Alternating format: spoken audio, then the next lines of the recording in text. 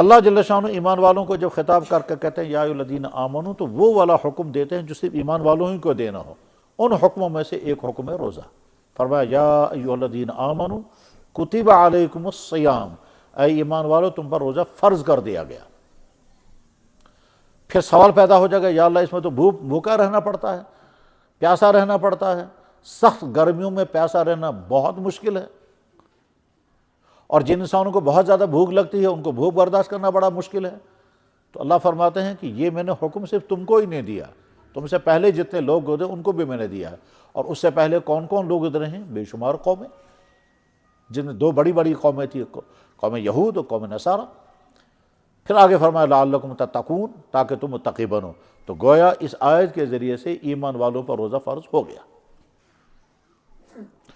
پھر آگے تاکید کے ساتھ کہا کہ جس نے فمن شہد منکم الشہر فلیصمہ، جس نے رمضان کا مہینہ پا لیا اس کو لازم ہے کہ روزہ رکھے، اس پر فرض ہے کہ روزہ رکھے۔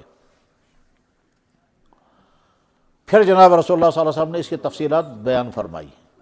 اب یہ جو روزہ ہم پر فرض کیا گیا تو روزہ کہتے کس کو ہے؟ روزے کی ڈیفینیشن کیا ہے؟ تو جواب روزہ مانے رک جانا، الصوم هو الامساک، روزہ نام ہے رک جانا، بس اتنا ہی معنی ہے۔ لیکن یہ ڈکشنری میں روزے کے معنی ہیں، شریعت کے ٹرم میں روزے کے معنی ہیں الامساک عن المفطرات الثلاثہ، تین ان چیزوں سے پرہیز کرنا جن چیزوں سے روزہ ٹوٹ جاتا ہے۔ پرہیز کرنا ہے اتنے ٹائم کا جتنا ٹائم اللہ اور اللہ کے نبی نے طے کر دیا۔ اللہ اور اللہ کے نبی کے مقرر کردہ ٹائم کے بیچ میں تین باتوں سے رکنے کا نام روزہ ہے، اور نیت کے ساتھ رکنا ہے۔ وہ تین باتیں کیا ہیں؟ کھانا، پینا اور میاں بیوی کے پرائیویٹ تعلقات۔ کب سے کب تک؟ اس کو اللہ نے قرآن میں بیان فرمایا کہ جب صبح کو سفید دھاگا سیاہ دھاگے سے الگ ہو جائے اس وقت سے یہ روزہ سٹارٹ ہو جائے گا، اور رات جب شروع ہو جائے گی اس وقت تک تمہیں دن بھر اس میں سے تینوں کاموں میں سے کچھ نہیں کر سکتے۔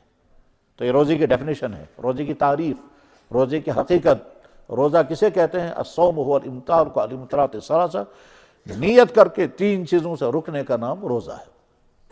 اس کے معنی یہ ہے کہ ایک آدمی اگر روزے کی نیت کے بغیر ہی پورے دن فاقے رہا تو روزہ بن جائے گا؟ جواب نہیں بنے گا روزہ، کیونکہ آپ کی نیت ہی نہیں۔ وہ تو جب آپ اس ارادے سے رکیں گے تب روزہ بنے گا۔ کسی اور وجہ سے آپ رکے رہے، ڈائٹنگ کر رہے تھے، کھانا ملا نہیں، فرصت نہیں ملی کھانا کھانے کی، لہذا آپ نے شام کو کہا تو تلگو ہی روزہ یاد، جب آپ فاقے ہی رہے دن بھر تلگو روز مجرا، تو جناب یہ روزہ مجرا نہیں آئے گا۔ روزہ مجرا تب آئے گا کہ جب آپ کھانا کو روک رہے ہیں ارادہ کر کے، نیت کر کے، تبھی روزہ بنے گا۔ صرف فاقہ رہے آپ اور بعد میں اس کو کیا، یہ بالکل ایسے ہی جیسے کہ پرانے وہ کشمیری کہا کرتے تھے بچڑا گر گیا نہر میں، جب ہاتھ نہیں آیا تو کہا تلگو خیرات، تو خیرات کہاں ہوگا، وہ تلگو خدا ایسے نہ ہو۔ غرض یہ کہ روزہ تب بنے گا جب انسان کی نیت ہو روزہ رکھنے کی، پھر تین چیزوں سے رک جائے گا۔ اللہ نے جب روزہ رکھنے کا حکم دیا تو اب سننے والے اس خطاب کے مخاطب مسلمانوں کی دو قسمیں ہو گئی۔ قسم نمبر ایک وہ لوگ جو اللہ کے حکم کو سنا اور سر آنکھوں پر یا اللہ ہم روزہ رکھنے کے لیے تیار ہیں، آپ ہی نے غذائیں دی، آپ ہی نے کھانے کا سسٹم دیا، آپ ہی نے بھوک پیدا کی، آپ ہی نے بھوک کو مٹانے کے لیے سورسز پیدا کیے، آپ ہی کہہ رہے ہیں کھانا مت کھاؤ، ہم آپ کے فالوور ہیں، آپ کے تابع ہیں۔ آپ اگر کہیں گے ایمان والا، آپ اگر کہیں گے بھوکے مر جاؤ، میں تیار ہوں کیونکہ میں آپ کا بندہ ہوں۔ یہ تو ہے ایمان۔ انما کان قول المؤمنین اذا دعوا، ایمان والوں کا حال تو یہ ہے کہ جب اللہ نے کوئی حکم دیا وہ کہیں گے سر آنکھوں پر۔ وما کان لمؤمن ولا مؤمنۃ اذا قضى اللہ ورسولہ امرا، ایمان والا مرد ایمان والا عورت ان کے لیے حق ہی نہیں ہے کہ جب اللہ نے کسی چیز کا فیصلہ کر دیا تو ان کو کوئی اختیار باقی، کوئی اختیار نہیں۔ ان یکون لهم الخیرۃ من امرہم، کسی بھی معاملے میں تمہارا کوئی اختیار نہیں ہے، تم کیوں ایمان والے ہو۔ نہیں ہے ایمان والا مرد اور ایمان والا عورت ایسا ہو سکتا کہ وہ یہ کہے گا کہ اللہ اور اللہ کے حکم نے، اللہ کے نبی نے جو حکم مجھے دیا ہے مجھے مرضی ہے، مجھے اس میں اختیار ہے، چاہے میں لوں یا نہ لوں۔ اللہ فرماتے کوئی اختیار نہیں ہے کیونکہ تم میرے بندے ہو، تم نے مجھے بالکل سیم اسی طرح سے بیمار ڈاکٹر کے پاس گیا، ڈاکٹر کہتا آپ کو یہ دوائی کھانی ہے، کہنے لگا میری مرضی ہے، کھاؤں نہ کھاؤں، کہنے لگا آپ کو یہ دوائی کھانی ہے اگر ٹھیک ہونا ہے، اس کا دوسرا کوئی متبادل نہیں۔ تو ایمان والوں کی ایک قسم وہ ہے کہ جو آنکھ بند کر کے کہیں گے اللہ ہم روزہ رکھیں گے، اور شوق کے ساتھ رکھیں گے۔ اس کے بعد پھر بھوک کا سامنا کرنا پڑے شوق سے برداشت کریں گے، پیاس کا سامنا کرنا پڑے شوق سے برداشت کریں گے، بلکہ ساتھ میں یہ بھی کہیں گے کہ اللہ بھوک میں برداشت کر رہا ہوں آپ کی وجہ سے، اور مجھے بہت خوشی ہے کہ میں آپ کی وجہ سے بھوک برداشت کر رہا ہوں، اور آپ مجھے دیکھ رہے ہوں گے کہ میرا بندہ کھا سکتا تھا میری وجہ سے نہیں کھا رہا ہے، میرا بندہ پی سکتا تھا مگر میری وجہ سے نہیں پی رہا ہے، میرے آرڈر کی وجہ سے۔ اتنی اللہ کو خوشی ہوتی ہے، اتنی خوشی ہوتی ہے کہ فرماتے ہیں حدیث میں جناب رسول اللہ صلی اللہ علیہ وسلم نے فرمایا ہر عمل کا انعام تو اللہ تعالیٰ فرشتوں کے ذریعے دلوائیں گے، روزے کے بارے میں فرمائیں گے اس کا انعام میں خود دوں گا اپنے ہاتھ سے۔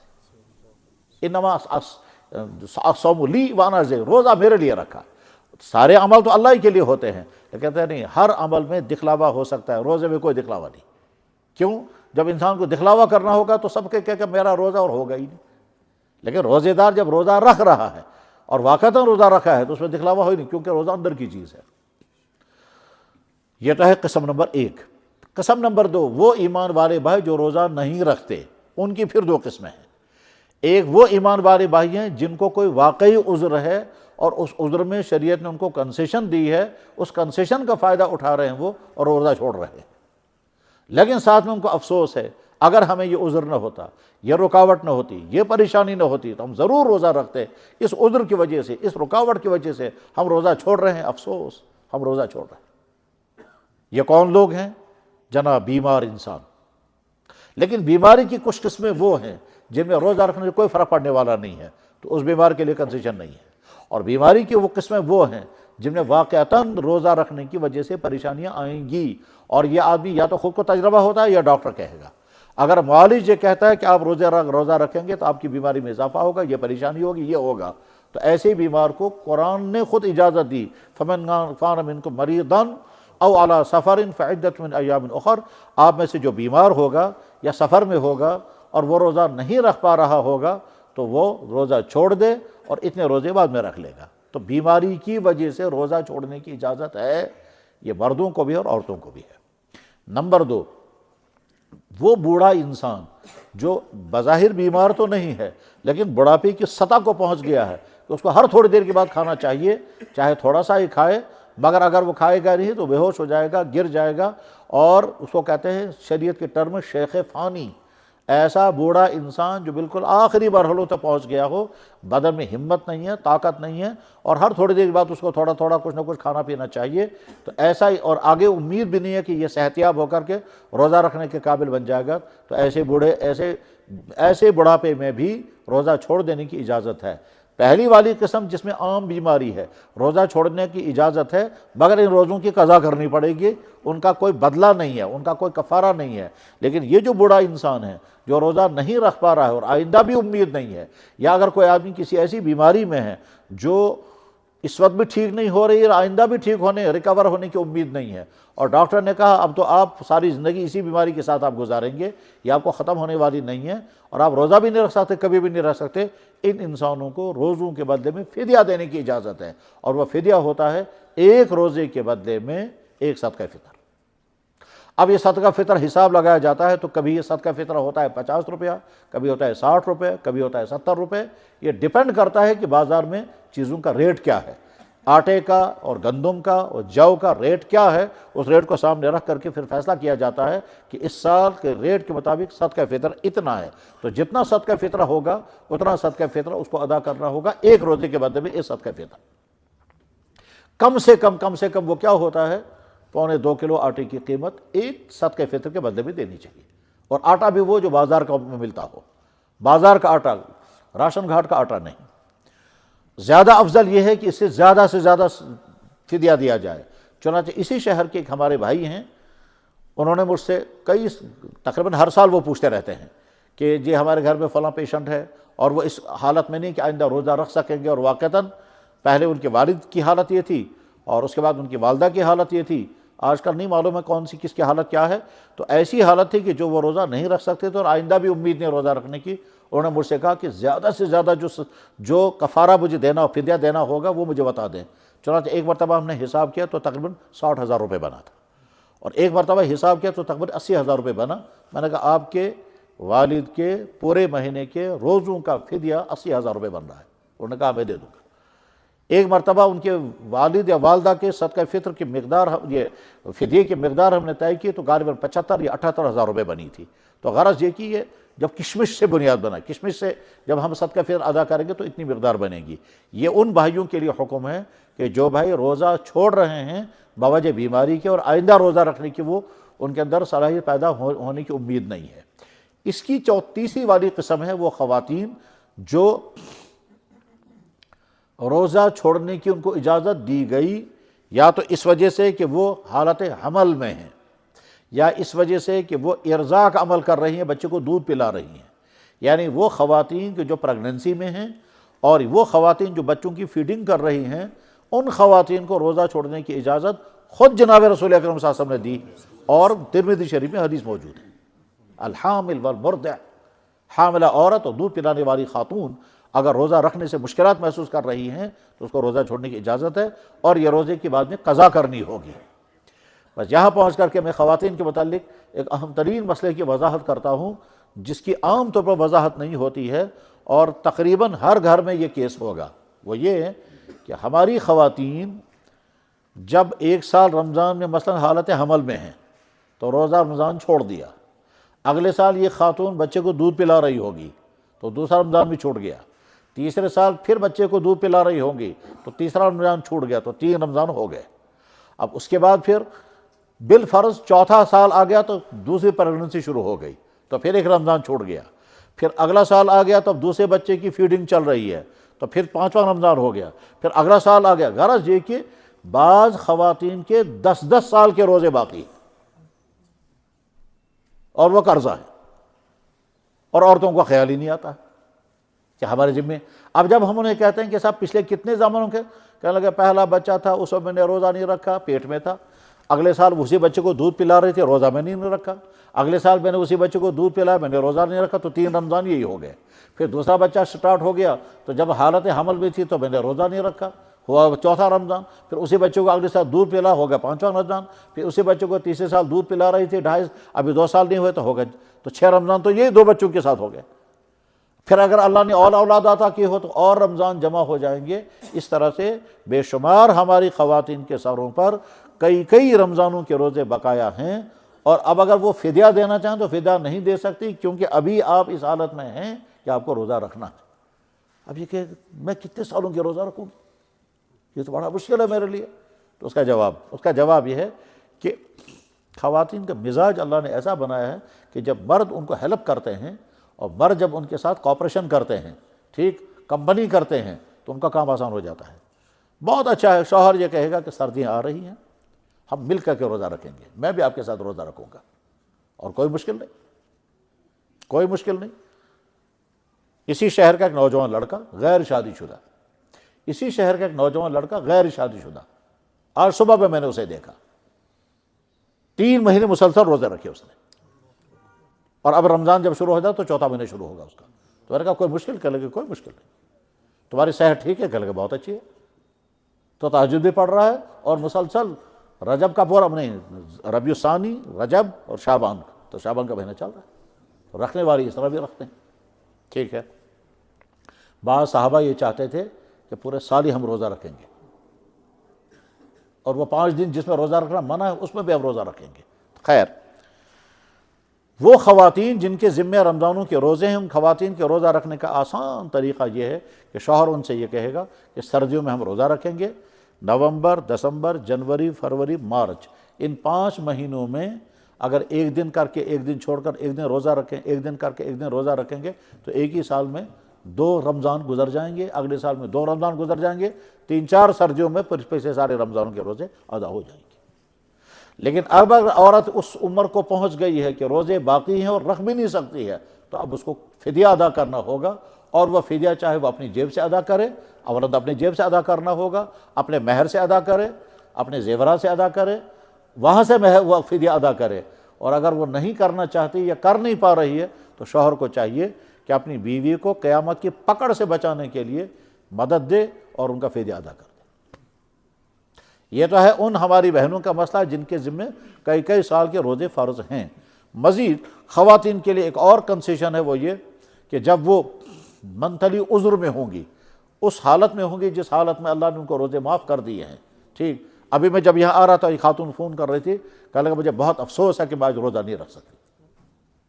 تو ایسی خواتین جو حالت عذر میں ہوں ان کو اللہ اور اللہ کے نبی کی طرف سے روزہ چھوڑ دینے کی اجازت دی گئی ہے, مگر ان کو خوش نہیں ہونا چاہیے, ان کو افسوس کرنا چاہیے کہ افسوس میں اس حالت میں نہیں ہوں کہ اللہ کا یہ حکم میں وہ پورا کرتی. جن کو بھی رمضان میں کنسیشن دی گئی ان کو خوشی سے وہ کنسیشن نہیں لینی چاہیے, دل میں ایک افسوس ہونا چاہیے, ایک قلق ہونا چاہیے. ایک دفعہ میں سبق پڑھاتے ہوئے یہ سمجھا رہا تھا, تو چونکہ بچے طالب علم تھے تو طالب علم کو پوری بات سمجھ میں نہیں آ رہی تھی, تو میں نے ان کو سمجھانے کے لیے مثال دی. میں نے کہا دیکھو کشمیریوں کا بہت شوق ہوتا ہے وازوان کھانے کا, ٹھیک, اور کافی دن ہو گئے تو اور زیادہ شوق پیدا ہوا ہے, ٹھیک, طلب پیدا ہوئی ہے. اتفاق سے تم کو کوئی تکلیف ہو گئی اور ڈاکٹر نے یہ کہا کہ دیکھو اتنے عرصے تک بالکل گوشت کو ہاتھ بھی مت لگانا, اور اسی دن تم کو وازوان کی دعوت آ گئی, تو کیا کرو گے کہ چھوڑ دو گے مگر افسوس کے ساتھ چھوڑو گے. دعوت چھوڑ دو گے مگر افسوس رہے گا, ہاں میں کیوں آج ایسی حالت میں ہوں کہ میں, یہی ہے. اسی طرح سے مثلا فرض کیجئے تم کو کسی ایسے فنکشن میں جانا تھا جس کا تمہیں شوق تھا, لیکن کسی عذر کی بنا پر تم نہیں جا پا رہے ہو اور وہ مجبوری ہے, تو کیا افسوس رہے گا میں نہیں جا پا رہا ہوں لیکن جاؤں گا نہیں مگر افسوس ساتھ میں رہے گا. رمضان آ گیا, ہم روزہ نہیں رکھ پا رہے ہیں, افسوس ہونا چاہیے, اور یہ افسوس ہونا ایمان کی علامت ہے. اس کے مقابلے میں خوش ہو جائیں تو اس کا مطلب یہ ہوا کہ ہماری حالت کچھ اور ہے. اور جن چیزوں سے میں منع کروں گا اس بچنے کی تمہارے اندر صلاحیت میں نے رکھی ہے. جب تم ارادہ کرو گے اور میرا آرڈر سنو گے تو تم بچ سکو گے. تو آدمی کرنے والے کاموں کو نہیں کرتا اور بچنے والے کاموں کو چھوڑتا نہیں ہے, یہ انسان کی خرابی ہے. ان تمام خرابیوں کا علاج کیا ہوگا؟ تو اللہ نے ان تمام خرابیوں کے علاج جو الگ الگ انداز سے بیان فرمائے, ان علاجوں میں سے ایک علاج ہے روزہ. کہ روزے کے نتیجے میں انسان کی جسمانی خرابیوں کا بھی علاج ہوتا ہے, انہیں بہت ساری بیماریوں کا علاج, روحانی بیماریوں کا بھی علاج ہوتا ہے, اخلاقی خرابیوں کا بھی علاج ہوتا ہے. اور اس کو اللہ تعالیٰ فرماتے ہیں کہ میں نے تم پر روزے اس لیے فرض کیے تاکہ تم متقی بنو.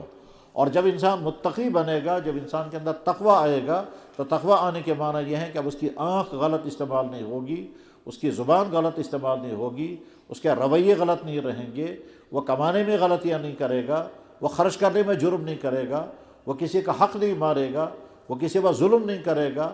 کیونکہ تقوی کا معنی یہ ہے ہر وقت اس کو ڈر رہتا ہے کہ اللہ مجھے دیکھ رہے ہیں, میں کوئی ایسی غلطی نہ کروں کہ اللہ مجھ سے ناراض ہو, اور میں اللہ سے چھپ بھی نہیں سکتا. پہلے زمانے میں تو لوگوں کو یقین ایمان کی بنیاد پر آتا تھا. آج چونکہ ایمانی یقین کمزور ہو گیا ہے, آپ مشاہدہ ہے, سی سی کیمرہ لگا ہوا ہے, ہر آدمی جانتا ہے کہ کیمرے میں ریکارڈنگ چل رہی ہے اور میں چھپ نہیں سکتا. تو بس ٹھیک اسی طرح سے اللہ تعالیٰ ہر بندے کو ہر وقت دیکھ رہا ہے. اللہ کے دیکھنے میں نہ اندھیرا رکاوٹ بنتا ہے, نہ چھپنا کوئی ذریعہ بنے گا کہ ہم چھپ جائیں گے اور چھپ کر کریں گے, نہیں. اللہ تعالیٰ فرماتے ہیں کہ تم مجھ سے چھپ نہیں سکتے, تمہارے دل کے اندر جو خیالات ابھرتے ہیں ان کو بھی میں جانتا ہوں. تو جب بندے کے اندر تقوی پیدا ہوا, اب اگر بالفرض راستے سے گزرتے ہوئے اس کی نگاہ پڑ رہی ہے نامحرم خواتین پر, اور ساتھ ہی میں خیال ہے اللہ میں اس کو دیکھ رہا ہوں, اللہ مجھے دیکھ رہا ہے. دفتر میں بیٹھ کر کے جب وہ یہ سوچتا ہے میں یہ کروں گا اور یہ کروں گا, اور وہ کرنا غلط ہوگا, تو ساتھ ہی اسے بھی خیال آئے گا کہ میرا اللہ مجھے دیکھ رہا ہے. فرد کے ذریعے سے فرد پر ظلم ہو رہا ہو, اور ظلم ہر جگہ ہوتا ہے, گھروں میں بھی ہوتا ہے, بلکہ ہم تو ابھی غور کرتے ہیں تو دنیا میں ظلم اپنوں کے ذریعے اپنوں پر زیادہ ہے. دنیا میں اپنوں کے ذریعے سے اپنوں پر ظلم زیادہ ہے بمقابلے غیروں کے. غیروں کی بہت مظالم بھی ہیں, لیکن جب ریشو نکال کر کے دیکھتے ہیں تو اپنوں کے ذریعے اپنوں پر ظلم زیادہ ہوتا ہے. وہ گھروں میں بھی ہوتا ہے, وہ دفتروں میں بھی ہوتا ہے, وہ بازاروں میں بھی ہوتا ہے, وہ ہسپتالوں میں بھی ہوتا ہے, وہ کہاں کہاں نہیں ہوتا, اپنوں کے ذریعے سے اپنوں پر. گھروں کے اندر جب دیکھتے ہیں تو والدین کے ذریعے سے اولادوں پر, ساسوں کے ذریعے سے بہوؤں پر, بہوؤں کے ذریعے سے ساسوں پر, بھائیوں کے ذریعے بھائیوں پر, پڑوسوں کے ذریعے پڑوسوں پر. ایمان والا ایمان والے پہ ظلم کرتا ہے. کہتے ہیں جب یہ دیکھا جائے غیر کا ظلم زیادہ ہے یا اپنوں کا, تو جواب آتا ہے کہ نہیں, اپنوں کے ذریعے سے زیادہ ظلم ہوتا ہے غیروں کے مقابلے میں. یہ بالکل ایسے جیسے کتاب میں سوال اٹھایا گیا کہ دنیا میں ظلم کی بدترین جگہیں کون کون سی ہیں, تو جواب دینے والے نے کہا دنیا میں ظلم کی بدترین جگہوں میں سے ایک جگہ عدالت بھی ہے. عدالت بھی ایک جگہ ہے جہاں ظلم ہوتا ہے اور فیصلوں کے ذریعے سے ظلم ہوتے ہیں، اور اس میں کبھی فیصلے کرنے میں غلطیاں ہوتی ہیں علم کی کمی کی بنا پر، اور کبھی دیانت کی کمی کی بنا پر، اور کبھی ہوتا ہے کیس اس طرح سے چلایا گیا کہ ظلم ہوتا ہے۔ کہتے ہیں عدالت ہی نے بہت بڑے بڑے ظالمانہ فیصلہ، عیسیٰ علیہ السلام کو پھانسی کا فیصلہ عدالت نے کیا تھا، گلیلو کو فیصلے کا فیصلہ عدالت نے کیا تھا۔ تو غرض یہ کہ دنیا میں ان تمام خرابیوں کا علاج اللہ کی طرف سے کیا ہے؟ تم روزہ رکھو گے، تمہیں ہر وقت لگے گا میرا اللہ مجھے دیکھ رہا ہے، کیونکہ روزے کے دوران تم کو تربیت ہی یہی مل رہی ہے، تمہارا مزاج ہی یہی بن رہا ہے کہ تمہیں بھوک بھی لگی ہے، پیاس بھی لگی ہے، اور اللہ کے ڈر کی وجہ سے تم کھانا بھی نہیں کھاتے، حالانکہ کھانا موجود ہے اور کوئی دیکھنے والا بھی نہیں۔ بالفرض خواتین اپنے گھروں میں ہوتی ہیں، ان کو کھانے پینے سے کون روکے گا؟ لیکن کوئی چیز ہے جو اس کو روک رہی ہے۔ ایک انسان اکیلے پن میں ہے، روزہ رکھے ہوئے ہے، وہ پیٹ بھر کر کے کھائے گا، پیٹ بھر کر پیے گا، اور لوگوں سے کہے گا میرا روزہ، لیکن نہیں کرتا۔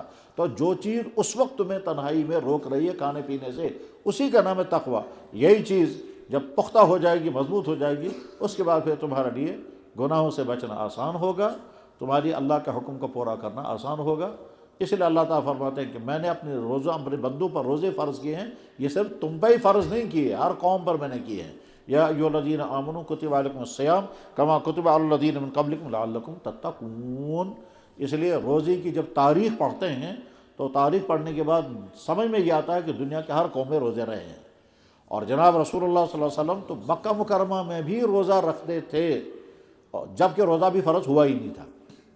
مکہ مکرمہ میں صرف نماز فرض ہوئی ہے، نہ حج، نہ زکوٰۃ اور نہ روزہ فرض نہیں تھا۔ لیکن اللہ کے نبی علیہ السلام مکہ مکرمہ میں رہتے ہوئے بھی روزے بھی رکھتے تھے، صدقے بھی دیتے تھے، حج فرض تو نہیں تھا لیکن منی اور عرفہ جاتے تھے، کھانے کا بغیر طواف ہوتا تھا، حالانکہ حج ابھی فرض نہیں ہوا تھا۔ زکوٰۃ فرض ہوئی ہے مدینہ شریف میں، جمعہ کی ادائیگی مدینہ شریف میں ہوئی ہے، مکہ مکرمہ میں کوئی جمعہ اللہ کے نبی نے نہیں پڑھا۔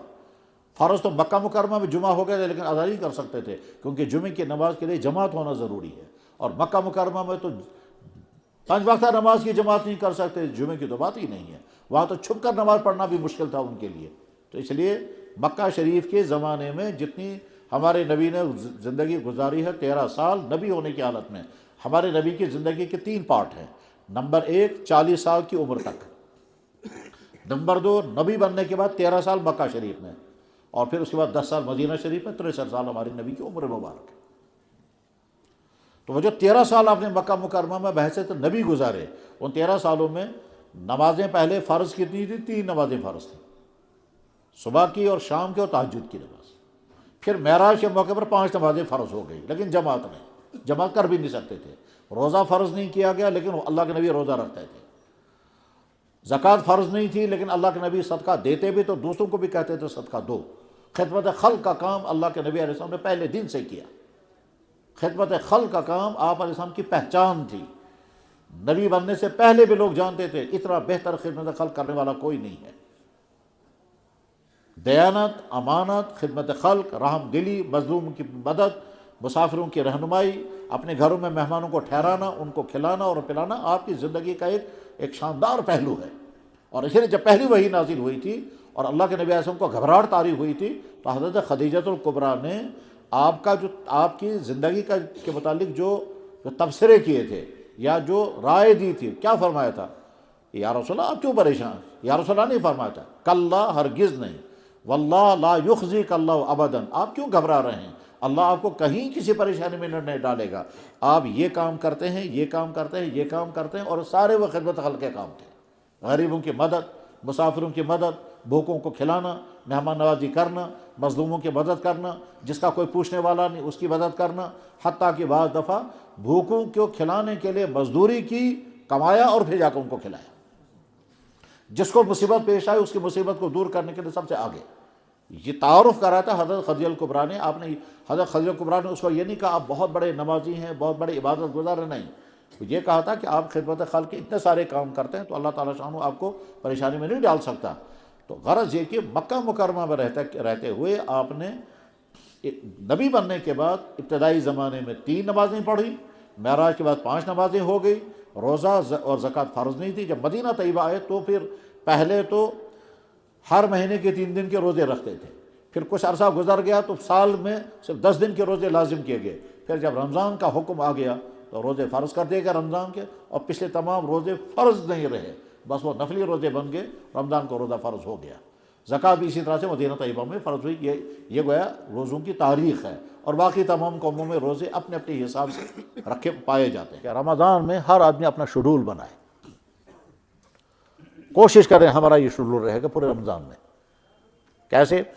صبح کو اٹھیں، آدھا گھنٹہ پہلے اٹھیں، تہجد کی نماز ادا کریں، بے انتہا اجر و ثواب، اور اس وقت اللہ کی طرف سے اعلان ہوتا ہے حل من سائل فاعطی، بخاری میں حدیث ہے، کون مانگنے والا ہے میں عطا کروں گا۔ تو ہم نے تہجد سے سٹارٹ کیا، چاہے 4 رکعت پڑھیں، 6 پڑھیں، 8 پڑھیں، 12 پڑھیں، زیادہ سے زیادہ تہجد کی نماز 12 رکعت حدیث سے ثابت ہے۔ اکثر اللہ کے نبی صلی اللہ علیہ وسلم 8 رکعت پڑھتے تھے، حدیث سے ثابت ہے۔ آپ نے 4 رکعت بھی تہجد پڑھی ہے، وہ بھی حدیث سے ثابت ہے۔ ہمارے دین میں کم سے کم بھی ہوتا ہے اور بیسٹ سے بیسٹ زیادہ سے زیادہ بھی ہوتا ہے۔ اس کے بعد آپ اطمینان کے ساتھ اچھی طرح سے سحری کھائیں، سحری کھانے کے بعد پھر فجر کی اذان ہوگی، اذان ہونے کے بعد پھر مسجد والے اگر جماعت جلد رکھے، جلد رمضان میں بہت بہتر ہوگا، تاکہ لوگ جلدی نماز سے فارغ ہو جائیں، اور جن بھائیوں کو کلمات پڑھنے ہوتے ہیں وہ کلمات چاہے نماز کے بعد پڑھیں، جتنی دیر تک پڑھنے ہیں۔ بہت سارے علاقوں میں نوجوان لڑکے مسجد میں اس لیے نہیں آتے ہیں کہ وہاں پون گھنٹے کے بعد جماعت کھڑی ہوگی، تب تک ہم انتظار نہیں کریں گے، وہ اپنے گھروں میں نماز پڑھ کے سو جاتے ہیں۔ اس لیے بہت بہتر ہوگا کہ مسجد کے منتظمین اور امام حضرات رمضان کے مہینے میں اذان کے بعد جلد سے جلد جماعت کھڑی کرا کر کے فرض سے ادائیگی ہو جائے گی، فرض ادا ہو جائے گا۔ اس کے بعد آپ کو دعائے صبح پڑھنی ہے، فجر کی نماز سے پہلے بجائے فجر کی نماز بھی پڑھ سکتے ہیں، اور اوراد شریف پڑھنی ہے یا اور تلاوت کرنی ہے وہ کر سکتے ہیں۔ اب آپ فجر کی نماز کے فارغ ہو گئے، فجر اگر ہمت ہے اس وقت سورہ یاسین شریف کی تلاوت کریں، اور اگر نیند کا تقاضا ہے تو آرام کریں۔ 8-9 بجے جب آپ اٹھیں گے اس وقت آپ نیا وضو کریں، نیا وضو کرنے کے بعد اشراق کی نماز پڑھیں۔ جو آپ کو تو نیا وضو تو کرنا ہی اس وقت ہے۔ آپ جو ہی نیند سے اٹھیں گے آپ اسی طرح سے دفتر نہیں جا سکتے، سکول نہیں جا سکتے، دکان پر نہیں جا سکتے، آپ کو لازماً باتھ روم جانا ہے، چینج کرنا ہے اور ہاتھ منہ دھونا ہے۔ ویسے بھی آپ نے سحری کھا کر کے جو آرام کیا ہے تو آپ کو منہ کا ذائقہ بگڑ گیا ہوگا، تو اس لیے منہ تو لہذا آپ پورا وضو کر لیں اور چاہے غسل کر لیں، اور غسل کریں گے تو روزے میں کوئی فرق نہیں پڑے گا، تو اشراق کی نماز 2 رکعت یا 4 رکعت پڑھیں۔ اس کے بعد پھر آپ کا کام جو بھی ہوگا، کالج جانا ہے، دفتر جانا ہے، دکان پہ جانا ہے، مزدوری کے لیے جانا ہے، جو بھی کرنا ہے وہ کریں، اور ساتھ میں ذہن میں رکھیں ظہر کی نماز فلاں مسجد میں مجھے فلاں ٹائم پر پڑھنی ہے، وہاں ٹائمنگ یہ ہے۔ اور اس کے بعد پھر جب آپ دکان کے لیے جا رہے ہیں اس ٹائم میں آپ بہت فائدے اٹھا سکتے ہیں، مثلاً ذکر و اذکار کریں، 3 کلمہ پڑھیں، 14 کلمہ پڑھیں، درود شریف پڑھیں، استغفار پڑھیں۔ اور یہ اس لیے رمضان کا سیزن ہے، ایک عمل پر 70 گنا زیادہ ثواب ملے گا، ٹھیک ہے۔ اگر اعلان ہو جائے ایک مہینے کے لیے لوہا خریدا جائے گا سلور کے دام پر، تو لوگ اپنے گھر کے سارے لوہے نکال کر بیچیں گے، کیونکہ سیزن لوہے کا دام بڑھ گیا ہے، ٹھیک۔ جیسے کبھی کبھی سونے اور چاندی اوپر نیچے ہوتا ہے نا، تو لوگ کھٹا کھٹ کہتے ہیں سونے کا بھاؤ گر گیا ہے جلدی خریدیں گے آگے بڑھے گا، چاندی کا بھاؤ گر گیا ہے بڑھ گیا تو اب خرید کر کے رکھیں گے۔ تو آپ اس سیزن کا انتظار کرتا ہے، ایسے رمضان کا سیزن ہے، آپ کالج جا رہے ہیں، دفتر جا رہے ہیں، وہاں جا رہے ہیں، پڑھتے ہوئے جائیں، چاہے تلاوت کریں، چاہے تسبیحات پڑھیں، چاہے دعا۔ پھر دفتر میں دکان میں ظہر کی نماز کا وقت آئے گا، اذان سے پہلے کوشش کریں مسجد میں آنے کی، اور جب اذان سے پہلے مسجد میں پہنچ گئے سنتیں پڑھنے کے بعد پھر جو ٹائم آپ کے پاس ہے اس ٹائم میں قرآن کریم کی تلاوت کریں جو کر سکتے ہوں، وہ تو تسبیحات پڑھیں۔ ظہر کی نماز سے فارغ ہونے کے بعد پھر واپس آپ جائیں گے اپنے کام پر، دفتر ہو، دکان ہو، کالج ہو، جو بھی ہو، کام کرنے کے بعد پھر عصر تک آپ کا کام ہوگا 4 بجے عام طور پر، اور دکاندار جو اس سے دیر، اس کے بعد پھر عصر کے بعد ٹائم پر پڑھیں۔ عصر کی نماز کے بعد جب آپ اپنے گھر میں آئیں گے افطار سے پہلے، چاہے مسجد میں کریں چاہے گھر میں کریں، افطار سے پہلے دعائیں قبول ہوتی ہیں، اس لیے کوشش کرنی چاہیے کہ اس وقت ضرور دعا کریں، چاہے مسجد میں بیٹھ کر کریں چاہے اپنے گھر میں افطار کریں وہاں کریں۔ افطار کرنے کے بعد پھر مسجد میں جماعت کرنی چاہیے۔ مسجد والے اگر شام کو اذان سے لے کر کے جماعت کھڑا کرنے تک 10 منٹ کا فاصلہ بیچ میں رکھیں گے بہت مناسب رہے گا، تاکہ لوگ اپنے گھروں سے افطار کر کے جماعت میں شامل ہو جائیں۔ اور مغرب کی نماز اذان کے فوراً بعد جماعت کر سکتے ہیں، جائز ہے، درست ہے، لیکن اگر اذان کے بعد سے لے کر 10 منٹ تک انتظار کریں گے تاکہ گھروں میں افطار کرنے والے مسجد میں پہنچے، مسجد میں جو افطار کرنے والے وہ افطار کر کے برتن سارے اٹھائیں اور صفائی ہو جائے۔ اور یہ بعض دفعہ مسجد میں لوگ افطار کرتے ہیں وہ آنچ سمان دیر وہ گٹھلیاں پھینکتے ہیں، کھانے پینے کی چیزیں گرا دیتے ہیں۔ ایسا نہیں ہونا چاہیے۔ اس سلسلے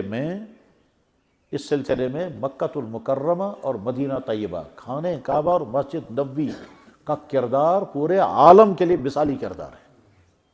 دنیا کی قومیں وہ سوچ بھی نہیں سکتی ہیں، کرنے کی تو بات ہی نہیں ہے، کیا کہ صرف 10 منٹ کے اندر لاکھوں انسانوں کو وہ پیٹ بھر کر افطار کراتے ہیں اور مسجد میں کوئی چیز نہیں گرتی۔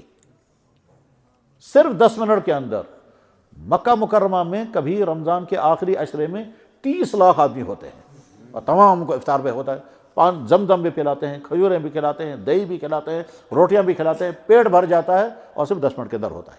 ایسا سسٹم ہے وہ۔ اور یہی حال مدینہ طیبہ میں، آخری عشرے میں مدینہ طیبہ میں کبھی کبھی 15 لاکھ انسان ہوتے ہیں۔ ہر آدمی کے سامنے دسترخوان ہوگا، ہر آدمی کو پیٹ بھر کر کے کھانے پینے کی چیزیں ملیں گی، کھجوریں بھی ہوں گی، دہی بھی ہوگی، ڈرائی فروٹ بھی ہوں گے، میوے ہوتے ہیں، روٹیاں ہوتی ہیں، البتہ سالن، گوشت، دالیں اور چاول یہ نہیں ہوتا، یہ اندر لے جانے نہیں دیتے، کیونکہ اس کے نتیجے میں اندر جو ہے وہ سارا ڈسٹرب ہو جائے گا۔ تو غرض یہ کہ وہاں جب مغرب کی اذان ہوئی، اذان کے سٹارٹنگ کے ساتھ افطار شروع ہوا۔ اس اذان کے 12 منٹ کے بعد ہم نے بارہا دیکھا، ٹھیک 12 منٹ کے بعد تکبیر سٹارٹ ہو جائے گی۔ ان 12 منٹوں میں لوگ افطار بھی کر چکے ہوتے ہیں اور دسترخوان اٹھ جاتا ہے۔ اس کے بعد پھر آپ اس کے بعد اگر اوابین کی نماز 6 رکعت پڑھیں گے تو بہت اجر و ثواب ہوگا۔ اللہ کے نبی علیہ السلام نے فرمایا جو آدمی مغرب کی نماز کے بعد 6 رکعت ادا کرے گا 12 سال کی عبادت کا ثواب ملے گا۔ ترمذی شریف میں حدیث موجود ہے۔ اور اس کے بعد پھر آپ اپنے گھر جائیں گے، شام کا کھانا جو بھی آپ کی مرضی کا ہوگا وہ آپ کھائیں گے۔ اس کے بعد عشاء کی نماز، پھر تراویح پڑھنے کے بعد پھر واپس اپنے گھر جائیں گے۔ اس بیچ میں قرآن کریم کی تلاوت کا شیڈول بھی بنانا چاہیے۔ کم سے کم جو تلاوت کر سکتا ہے، اور رمضان مبارک میں ایک ختم قرآن ضرور کرے۔ رمضان قرآن کا مہینہ ہے۔ اللہ کے نبی علیہ الصلوۃ والسلام رات کو حضرت جبریل کے ساتھ دور کرتے تھے۔ حضرت جبریل حضور کو قرآن سناتے تھے اور اللہ کے نبی علیہ السلام جبریل کو قرآن سناتے تھے۔ کتنا قرآن؟ اس پورے سال میں اب تک جو قرآن نازل ہوا ہے وہ سارا قرآن حضرت جبریل پھر دوبارہ سناتے تھے اور حضور سے سنتے تھے۔ اور یہ بخاری میں حدیث ہے، بخاری کا پہلا چیپٹر ہے وحی کا بیان۔ اس وحی کے بیان میں حدیث موجود ہے۔ عبداللہ بن عباس رضی اللہ عنہ کہتے ہیں کہ جناب رسول اکرم صلی اللہ علیہ وسلم حضرت جبریل کے ساتھ مدارسہ کرتے تھے۔ مدارسہ کرنے کا مطلب حضرت جبریل کہیں کہ میں سناتا ہوں آپ کو یہ سورت، پھر آپ سنائیں، پھر میں یہ سورت سناؤں گا، پھر آپ سنائیں۔ تو یہاں سے بھی سنانا، وہاں سے بھی سننا ہے، ساری رات یہ عمل ہوتا تھا۔ امت کا قرآن کریم کے ساتھ شغف رمضان میں کیسا ہوتا ہے، اس کے حیرت انگیز واقعات ہیں۔ اور یہاں بعض علاقوں میں بہت افسوس ہوتا ہے کیا صاحب کہ بعض تراویح پڑھنے کو تیار نہیں، اور بعض تراویح پڑھتے ہیں تو انہیں قرآن تراویح کو سے کاش فرصت۔ گھروں میں رات کے 11 بجے تک بیکار بیٹھے رہیں گے، ٹی وی دیکھتے رہیں گے، موبائل چلاتے رہیں گے، بیکار بیٹھے رہیں گے، کھاتے پیتے رہیں گے، لیکن اللہ کے گھر میں 1-1.5 گھنٹے کے لیے نہیں ہے۔ تراویح پڑھ کر جو لوگ جا رہے ہیں، گھروں میں کون سا یہ ہوتا ہے؟ سارے جاگ رہے ہوتے ہیں۔ 10:30 بجے 11 بجے سے پہلے کوئی نہیں سوتا۔ تو گویا اس کا مطلب یہ ہوا کہ ہمارے سامنے آپشن 2 ہیں، یہ مجھے 1-1.5 گھنٹہ یا تو اللہ کو دینا ہے، ٹھیک ہے، اور یا برباد کرنا ہے۔ کتنا نادان ہے وہ انسان جو برباد کرنے کے لیے تیار ہو گیا، ٹھیک ہے، گھر میں کرے تو برباد کرنا ہے، اللہ کا حکم مرضی پورا کرنے کے لیے تیار نہیں ہو۔ یعنی کس قدر حیرت کی بات ہے۔ یہاں کتنی، شہر میں، گاؤں میں بھی ہوگا، شہر میں باقاعدہ امام صاحب نے آ کر مجھ سے کہا کہ جی رونے کو جی چاہتا ہے، مسجد میں تراویح ہو رہی ہوتی ہے، باہر دکان پہ بوڑھے بیٹھے ہوئے تھے، تم چاہتا کس کر، ادھر دوسرے دکان میں نوجوان لڑکے پھر رہے ہوتے ہیں، اور مسجد میں تراویح چل رہے ہیں، اندر آنے کو تیار نہیں۔ اللہ حفاظت فرمائے، یہ طرز عمل جو ہے یہ بہت خطرناک ہے۔ وہ خطرناک یہ ہے کہ کبھی کبھی پھر اللہ تعالیٰ شان و فیصلہ کرتا ہے مٹاؤ ان سب کو، جن کی حالت یہ ہے کہ مسجد میں نماز ادا ہو رہی ہے، ٹھیک ہے، اور یہ باہر دکان پہ بیٹھ کے باتیں کر رہے ہیں، بے لازمہ بات ہے۔ بلکہ امام صاحب نے مجھے بتایا کہ ہمارے پریزیڈنٹ صاحب اتنے خوبیوں والے شخص ہیں کہ پورے سال نماز پڑھنے نہیں آئے، رمضان آنے والا تھا 3 دن پہلے ہے مسجد میں سے میٹنگ، سب حیران ہو کہ کیا میٹنگ ہے؟ تو میں نے ماہ شام آ گیا ہے تو قرآن تراویح ہیک نگسی تھی کیا آج بزرگ کچھ ہیک پر، انہوں نے کہا آپ تو آتے ہی نہیں مسجد میں کبھی۔ تو مگر مجھے فیصلہ کرنے ہیں نا، تو نماز کو روکنے کے لیے فیصلہ کرنے آیا یہ پریزیڈنٹ، جواب دینا اللہ کے بابر میں کہ میرا فرض ادا کرنے کے لیے تو مسجد میں آئے نہیں، اور لوگوں کو عبادت سے روکنے کے لیے فیصلہ سنانے کے لیے آ گئے۔ تو میں نے کہا رکھا کیوں ہے اس کو پریزیڈنٹ ایسے انسان کو؟ کہنے لگے وہ علاقے کا زیٹ ہے، خواجہ۔ جب حالات یہ ہوں، اور اسی شہر میں ہوا، امام نے مجھے بتایا، میرے جاننے والے امام ہیں۔ میں نے کہا اب آپ کیا کر رہے ہیں؟ کہنے لگے تراویح پڑھاتا ہوں، پھر اپنے قرآن کی تلاوت کرتا ہوں، 3 پارے 4 پارے پڑھتا ہوں، اپنا نماز نفلوں کے اندر پڑھتا ہوں۔ میں نے کہا ٹھیک، حافظ ہے اور بہت اچھے حافظ ہے۔ بہرحال یہ میں نے مختصر شیڈول بتا دیا، اس طرح سے اپنا دن گزاریں۔ اور اللہ تعالیٰ شانہ جب انسانوں کو خطاب کرتے ہیں تو 2 طرح سے کرتے ہیں، کبھی کہتے ہیں اے لوگو، اور کبھی کہتے ہیں اے ایمان والو، یا ایہا الناس، اے لوگو۔ تو وہاں خطاب میں اللہ تعالیٰ شانہ اس چیز کا حکم نہیں دیتے ہیں جو چیز ایمان قبول کرنے کے بعد کرنی ہوتی ہے۔ مثلا یہ نہیں کہیں گے اے لوگو روزہ رکھو، کیونکہ لوگوں میں وہ بھی ہیں جو اسلام کو فالو ہی نہیں کرتے ہیں، تو ان کو کہاں اللہ تعالیٰ شانہ فرمائے گا روزہ رکھو۔ تو جب اللہ خطاب کرتے ہیں اے لوگو، تو وہاں ایسے احکام بیان کرنے ہوتے ہیں جس کا خطاب ایمان والوں سے بھی ہو سکے اور غیر ایمان والوں سے بھی ہو سکے۔ اور جب اللہ تعالیٰ شانہ خطاب کرتے ہیں ایمان والوں کو تو کہتے ہیں یا ایھا الذین آمنوا، اے ایمان والو۔ کچھ چیزیں ایسی ہیں جو ایمان والوں کو بھی ہیں اور غیر ایمان والوں کو بھی ہیں۔ مثلا اللہ فرماتے ہیں اے لوگو تم سوچو میں نے تمہیں کیا کیا نعمتیں عطا کی، یا ایھا الناس اذکروا نعمت اللہ علیکم۔ تو انسانوں کو خطاب کر کے پھر اللہ نے فرمایا میں نے کیا کیا نعمتیں عطا کی ہیں۔ کم سے کم ہر انسان یہ تو جانتا ہے کہ مجھے جسم ملا، ہر انسان تو جانتا ہی ہے کہ کھانا پینا، آرام، راحت، شادیاں، خوشیاں، دولتیں، عہدے، یہ سارے تو مل رہے ہیں۔ تو اللہ فرما رہے ہیں کہ اے لوگوں کم سے کم انہی کو سوچو۔ اور یہی بات جب خطاب کی ایمان والوں سے کہا یا ایھا الذین آمنوا اذکروا نعمت اللہ علیکم، اے ایمان والو تم سوچو میں نے کیا کیا نعمتیں تمہیں عطا کی ہے۔ تو ایک تو وہ ساری نعمتیں جو سارے انسانوں کو ملی ہوئی ہیں، ایمان والوں کو مزید ایک نعمت عطا ہوئی ہے ایمان کی دولت۔ پھر یہ ایمان کی دولت بعضوں کو تو اللہ تعالیٰ شانہ نے قربانی لیے بغیر عطا کر دی ہے، ٹھیک، اور بعضوں کو اللہ نے قربانی دی، قدم اٹھایا، اس کفر کے ماحول سے نکل کر ایمان کی طرف چلے، مشکلات برداشت کی، پھر ان کو ایمان کی دولت ملی، تو ان کا ایمان عموماً ہم جیسے ایمان والوں سے بہت زیادہ طاقتور ہوتا ہے۔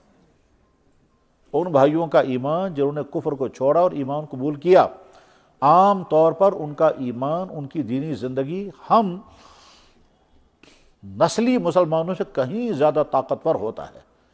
اور بلکہ وہ لوگ کبھی کہتے بھی ہیں کہ آپ لوگ تو بائی چانس مسلمان بن گئے ہو، ہم تو بائی چوائس مسلمان بنے ہیں، آپ کو تو وہیں سے مل گیا اس لیے تمہیں قدر نہیں، ہم نے تو بہت مصیبتیں جھیلی، پاپڑ بیلے، کیا کیا کیا، تب ہمیں یہ نعمت ملی ہے، تو ہمیں تو بہت قدر کرنی ہے، اور کرتے بھی ہیں۔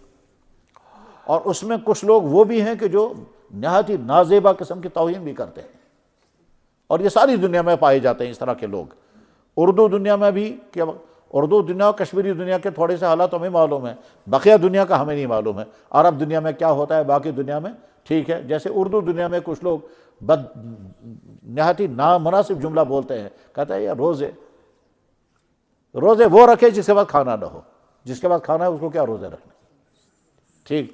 یا کبھی کہتے ہیں اللہ کو کیا ملے گا ہم کو فاقہ رکھ کر کے، اور جناب اللہ کو تھوڑا ہی آپ سے کچھ لینا ہے، آپ فاقہ رکھیں گے تو اللہ تعالیٰ شانہ کو کچھ ملے گا۔ یہ اور اس طرح کے جملے ہر زبان میں بولے جاتے ہیں، توہین کے جملے، ٹھیک۔ یا جیسے یہاں بعض دفعہ رمضان کے متعلق بہت ہی توہین آمیز جملے بازے بولتے ہیں، جیسے کہ ابھی کچھ عرصہ پہلے ایک بیٹے نے مجھ سے کہا کہ جی میرے باپ نے یہ جملہ بولا ہے تو اس کے بارے میں کیا حکم ہے۔ میں نے کہا کیا جملہ بولا؟ تو اس نے کہا ابھی رمضان شروع نہیں ہوا تھا، رمضان کے 3-4 دن پہلے کی بات ہے، اس نے مجھ سے کہا کہ میرے والد نے کہا کہ آؤ یہ ماہ صیام شامت۔ تو میں نے ان سے کہا کہ اپنی والدہ سے کہیں کہ شاید آپ کا نکاح آپ کے شوہر سے ٹوٹ چکا ہے۔ جب کسی انسان کی زبان یہ ہو تو گویا ہے تو وہ مسلمان گھر میں، مسلمان عورت کا شوہر، مسلمان بیٹے کا باپ، لیکن اندر سے ایمان ختم۔ وہ سمجھتا رہے گا میں ایمان والا ہوں، بچھوت مسلمان ہی، مگر اللہ فرماتے ہیں وَمِنَ النَّاسِ مَن يَقُولُ آمَنَّا بِاللَّهِ وَبِالْيَوْمِ الْآخِرِ وَمَا هُم بِمُؤْمِنِينَ، بے شمار لوگ ایسے بھی ہیں جو دعویٰ کرتے ہیں ہم مومن ہیں مگر وہ مومن نہیں ہیں۔ جیسے بہت سارے نوجوان سمجھتے ہیں کہ ہم بالکل فٹ ہیں، صحت یاب ہیں، لیکن جب چیک اپ ہوگا تو پتہ چلے گا نہیں صاحب صحت یاب آپ نہیں ہے، ڈیفیکٹ ہے۔ اور کبھی کبھی انسان سمجھتا ہے میں ٹھیک نہیں ہوں، اور ڈاکٹر نے سارے چیک اپ کرا کے لگا آپ بالکل ٹھیک ہے۔ تو انسان کبھی اپنے بارے میں دھوکہ کھاتا ہے کہ میں یہ ہوں، ہوتا کچھ اور ہے۔ میں نے سنا اور یہی سنا ہے، اسی محلے کے پرانے بزرگوں سے سنا ہے، نام مجھے یاد ہے، اسی پرانے بزرگوں سے سنا، کہنے لگے ایک بیٹا اپنے والد کو لے کر کے گیا تھا ڈاکٹر کے پاس، اور ڈاکٹر بڑے مشہور تھے یہاں کشمیر کا، ڈاکٹر علی جان۔ تو بیٹے نے ڈاکٹر صاحب سے کہا ڈاکٹر صاحب اس کو دیکھو یہ ٹھیک نہیں ہے۔ تو علی جان چونکہ بڑے ماہر رہے ہیں اور ان کی ڈائیگنوزنگ جو ہے وہ بڑی کامیاب ڈائیگنوزنگ ہوتی تھی، ٹھیک، ٹیسٹوں کے بغیر ہی وہ ڈائیگنوز کرتے تھے اور اکثر وہ ڈائیگنوزنگ صحیح ہو جاتی تھی۔ تو انہوں نے اس لڑکے کو بھی دیکھا اور اس کے باپ کو بھی دیکھا، تو لڑکا کو دیکھ کر کے کہا کہ باپ تیرا ٹھیک ہے، تو ٹھیک نہیں ہے۔ اس نے کہا نا بسس ٹھیک یو چن ٹھیک، اس نے کہا وہ ٹھیک ہے آپ ٹھیک نہیں ہو۔ اور ابھی پچھلے سال گزشتہ اسی محلے کے قریب ایک نوجوان دوسرے پیشنٹ کے ساتھ ڈاکٹر کے پاس گیا، اور ڈاکٹر نے اس کا چیک اپ کرانے کے بعد کہا تم فوراً فلانا ٹیسٹ کرو۔ اس نے کہا میں تو ٹھیک ہوں۔ انہوں نے کہا نہیں فوراً یہ ٹیسٹ کرو، جلدی کرو۔ اس نے کہا میں ٹھیک ہوں۔ اس نے ایک کان سے سنا، دوسرے کان سے نکالا، دوسرے دن مر گیا۔ میں بھی تعزیت میں وہاں گیا تھا۔ تو غرض یہ کہ انسان اپنے بارے میں کبھی دھوکہ کھا جاتا ہے۔ اسی طرح سے وہ ایمان والے بھائی جو رمضان کی توہین بھی کر رہے ہیں اور روزہ بھی نہیں رکھ رہے ہیں، ان کا تو ایمانی خطرے میں ہے، اور جو توہین تو نہیں کرتے لیکن رمضان کے روزے بلا عذر کے چھوڑ دیتے ہیں تو یہ بدترین مجرم ہے۔ اللہ کا لازم کردہ حکم بلا عذر کے چھوڑ دینا بدترین جرم ہے۔ اس میں پھر قسمیں عجیب عجیب ہیں۔ بعض دفتروں میں بیٹھے ہوئے بڑے حضرات ہوتے ہیں، وہ چھوٹے لوگوں کو نہ روزہ، وہ یہ بھی کہتے ہیں تم کیوں روزے دار ہو؟ دفتروں میں ان سے چائے منگواتے ہیں، گھروں میں بعض شوہر ہوتے ہیں اپنی بیویوں سے خدمتیں لیتے ہیں، ٹھیک ہے، اس میں بعض مرد حضرات ہوتے ہیں، بعض بچے ہوتے ہیں، بعض خواتین ہوتی ہیں۔ اصل اسلامی اصول یہ ہے کہ جو آدمی بلا عذر کے روزہ چھوڑے ہوئے ہے اس کو نہ کھانا دینا چاہیے نہ پینا دینا چاہیے۔ بیوی کے لیے اصل اصول یہ ہے کہ ایسے شوہر کو کوئی کھانے پینے سے مت دو۔ ایسے ملازم کے لیے صاف حکم ہے کہ ایسے صاحب کو کوئی کھانا پینا مت دو، نہ تم آپ کی ڈیوٹی ہے کہ اگرچہ تم کک بن کر کے ہو۔ جیسے بڑے دفتروں میں بعض دفعہ چائے وائے بنانے کے لیے کچھ افراد ہوتے ہیں، اب صاحب کہہ رہے ہیں لاؤ چائے بنا کر کے، اس کو کہنے کہا کہ جناب آج رمضان ہے، آج میں چائے نہیں بنا سکتا۔ وہ ڈانٹے گا کہ لگے یہ رکھا اپنی ملازمت، میں جا رہا ہوں۔ غیرت ایمانی یہ ہے۔ لیکن ہم جانتے ہیں کہ اس کے نتیجے میں لوگوں کو پریشانیاں آئیں گی۔ یعنی اگر بیوی شوہر سے کہے گی کہ میں رمضان کے دن میں آپ کو کھانے پینے کی کوئی چیز نہیں دے سکتی، نہ کھانا نہ پینا نہ چائے نہ روٹی، کچھ نہیں، تم خود کھاؤ تو تمہاری مرضی، میں اپنے ہاتھ سے نہیں دے سکتی کیونکہ میں اس جرم میں تمہاری مدد نہیں کر سکتی۔ لیکن ہم ساتھ میں عورتوں سے ہی کہتے ہیں اگر تم نے یہ قدم اٹھایا تو تمہاری اگلی زندگی اجیرن بن جائے گی، تمہاری اگلی زندگی مشکلات میں آ جائے گی، اور یہ تم پر مزید ظلم ہوگا اور تمہاری زندگی بکھر جائے گی۔ اس ظلم سے بچانے کے لیے تم مجبور ہو کہ یا اللہ مجھے یہ نہیں کرنا تھا، مگر یہ مجھ پر ظلم کرے گا، زیادتی کرے گا، نہ جانے کیا کیا ہوگا، تو اس لیے میں اس ظلم سے بچنے کے لیے میں یہ کر رہی ہوں، ورنہ مجھے یہ نہیں کرنا تھا۔ یہ ان بھائیوں کا حال کہ جن کو کوئی عذر نہیں، کوئی پریشانی نہیں۔ مجھے یاد ایک مرتبہ رمضان میں یہاں سے جمعہ پڑھ کر ہم نکلے اور ہم جا رہے تھے، اور راستے میں ایک جگہ سے جب گزرے تو شادی کی دعوت سے لوگ نکل رہے تھے۔ جمعے کے دن پہلا جمعہ تھا اور پہلا رمضان تھا، جمعہ تھا اور پہلا رمضان تھا، اور سب کے ہاتھوں میں تھیلے تھے، ایک ہاتھ میں تھیلے ہیں اور ایک ہاتھ میں وہ کھلال ہے، کھلال کرتے ہوئے نکل رہے، پرواہ ہی نہیں ہے کہ رمضان ہے، جمعہ ہے، اور نکل رہے ہیں۔ وہ جگہ مجھے یاد ہے، بلکہ جب بھی میں وہاں سے گزرتا ہوں میں نے کہا یہ ہے وہ منحوس جگہ جس جگہ لوگوں نے کھلایا، وازوان کھلایا لوگوں کو، اور لوگ کھا کھا کر کے نکل رہے تھے، احساس ہی نہیں تھا رمضان۔ اسی میں غلط فہمی یہ بھی ہے کہ صاحب جن کے گھر میں خدا نخواستہ وفات ہو گئے، کہنے لگا ہے ایسے چمو ایس کا چو روز ہو، تو جناب وفات ہو گئی اب روزہ ہی نہیں رکھیں گے، دن بھر کھاتے رہیں گے، جناب ہم کو غم ہے، اگر غم ہے تو پھر کھا کیوں رہے آپ؟ تو یہ سمجھے نفسانی دھوکہ ہے۔ کہ چونکہ ہمارے گھر میں کسی کا وفات ہو گیا لہذا اب ہمیں روزہ ہی نہیں رکھنا ہے۔ اور بعض علاقوں میں یہ بھی دیکھا گیا یا سنا گیا کہ وہاں 3 دن تک لوگ کھاتے ہی رہیں گے، کیونکہ ایسے تہجد کیا سکت فلاں گزرو اس کا ایک روزدار۔ جی ہاں، اللہ تعالیٰ سامنے کے سامنے یہی عذر پیش کر دیجیے گا، پھر دیکھتے ہیں چلے گا یا نہیں۔ انسانوں کو تو انسان مطمئن کر دے گا یا خاموش کر دے گا، مطمئن تو نہیں، خاموش کرا سکتا ہے، لیکن یہ عذر اللہ کے سامنے جب پیش کریں گے تو چلے گا وہاں یہ عذر۔ کیا اللہ کے نبی علیہ السلام کے مبارک زمانے میں لوگوں کے حادثات نہیں ہوئے؟ صحابہ شہید ہوئے، طبعی موت بھی وفات ہوتی رہی، خود اللہ کے نبی علیہ السلام کے گھر میں حادثات ہوئے ہیں، تو آپ نے کون سے روزے چھوڑ دیے تھے چونکہ میرے گھر میں حادثہ ہوگا لہذا روزہ معاف۔ غم میں تو انسان کھا بھی نہیں سکتا، غم کی حالت میں تو ہوتا یہ ہے کہ جناب مجھے نہ بھوک ہے نہ پیاس ہے، اس پر اللہ کے نبی نے ہمسایوں سے کہا بھائی یہ نہیں کھائیں گے، تم کھلاؤ تھوڑا سا ان کو کیونکہ غم میں ہیں یہ۔ اور یہاں تعزیتوں کے گھروں میں تو باقاعدہ دیگیں چڑھتی ہیں، تو وہ تعزیت رہتی ہی نہیں، وہ تو فنکشن بن جاتا ہے، اور نام ہے عشر تعزیت وقت تو دیگیں چل رہی ہیں، ہاف وازوان تو چلتا رہتا ہے، اور نام ہے صاحب ہم کو تعزیت ہے۔ تو خیر بہرحال میں یہ عرض کر رہا تھا کہ جو لوگ روزہ رکھ سکتے ہوں اور پھر بھی روزہ نہ رکھے وہ بدترین مجرم ہیں۔ اچھا بھوک برداشت کرنی کہ جناب بھوک برداشت، اللہ تو چاہتے ہی بھوک برداشت کر کے دیکھو، تمہیں پتہ چلے گا کیا جو نعمتیں میں نے تمہیں دی ہیں اور تمہیں کبھی بھوک کا سامنا نہیں کرنا پڑتا، جب مرضی جتنا چاہو کھاؤ، بھوک لگنے سے پہلے شروع کرتے ہو کھانا، ٹھیک، تمہیں پتہ چلے گا اگر میں نے تمہیں یہ کھانے پینے کی چیزیں نہ دی ہوتی اور فاقے برداشت کرنے پڑتے تو یہ کرنا پڑتا۔ یہی تو میں چاہتا ہوں کہ تمہیں بھوک لگے، یہی چاہتا ہوں کہ تمہیں سامنا کرنا پڑے پیاس کا، تم جھیلو۔ چنانچہ اللہ کے نبی علیہ السلام نے کیا ارشاد فرمایا، جب تم کسی انسان کو دیکھو سخت سردیوں میں روزہ رکھے ہوئے تو گواہی دینا کہ اس کے اندر ایمان ہے۔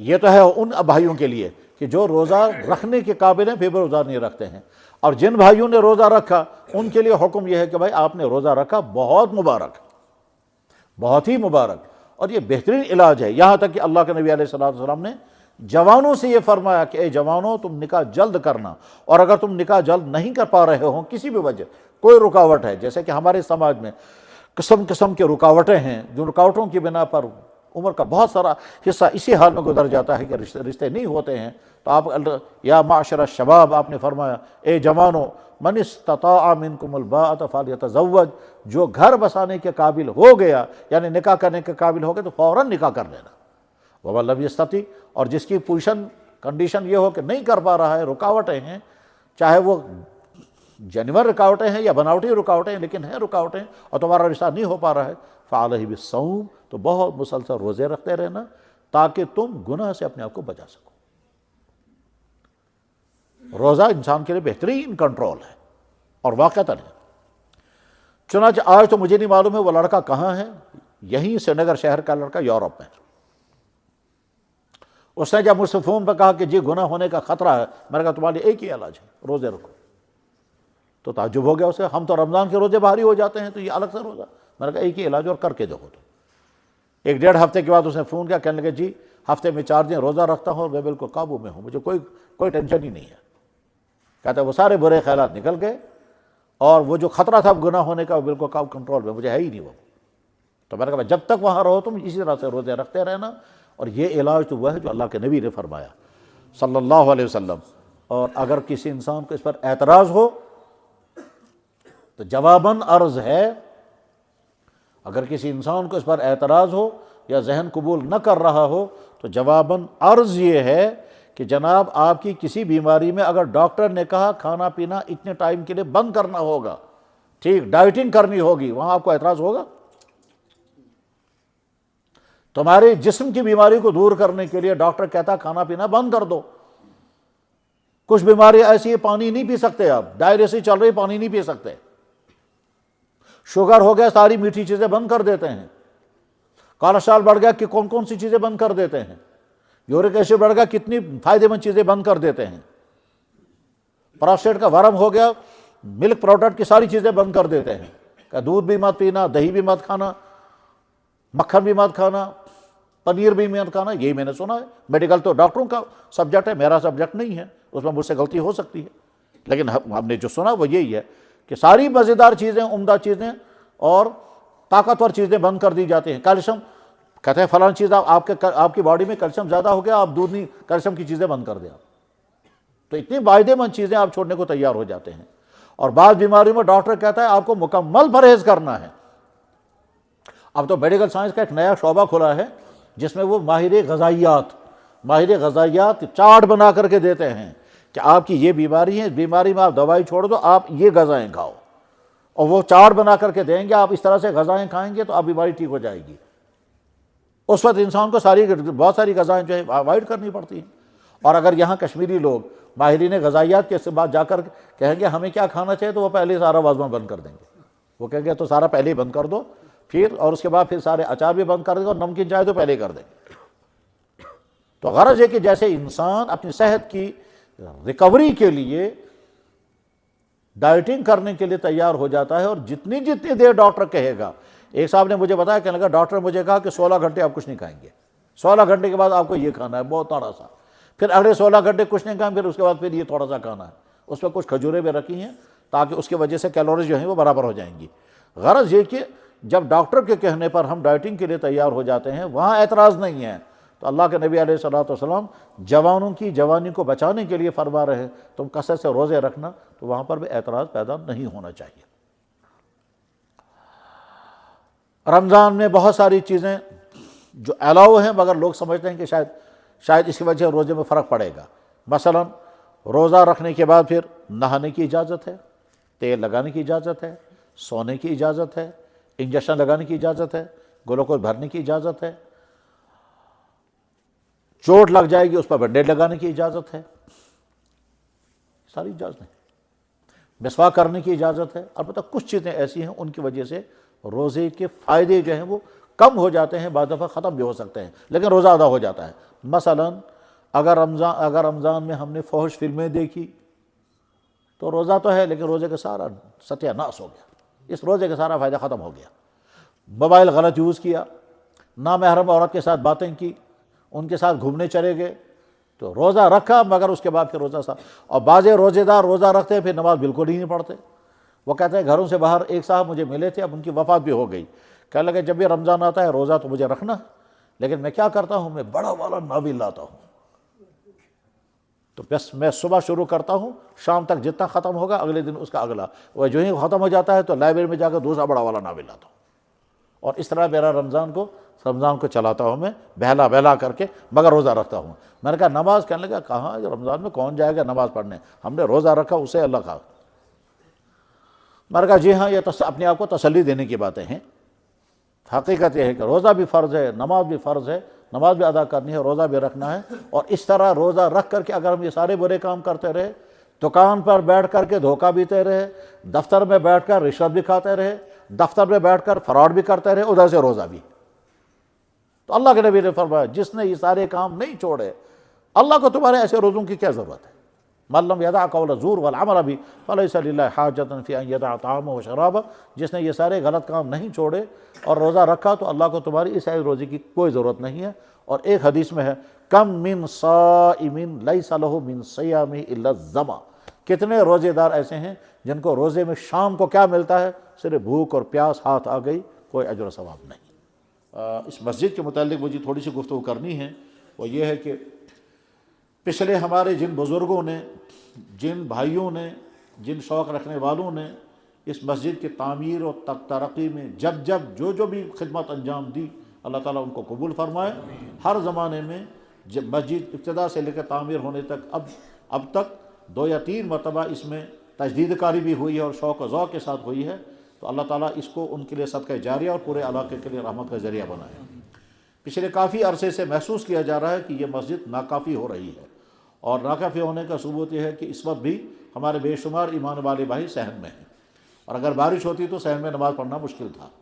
بعض دفعہ ایسی صورتحال بھی ہوتی ہے کہ مسجد کی دونوں تینوں چھتیں پر ہو جاتی ہیں اور کچھ لوگوں کو پھر واپس نکلنا پڑتا ہے. اس لیے کچھ عرصے سے برابر یہ بات محسوس کی جا رہی ہے کہ مسجد کی یا تو توسیع کی جانی چاہیے یا اس مسجد کو نئے سرے سے دوبارہ تعمیر کیا جانا چاہیے.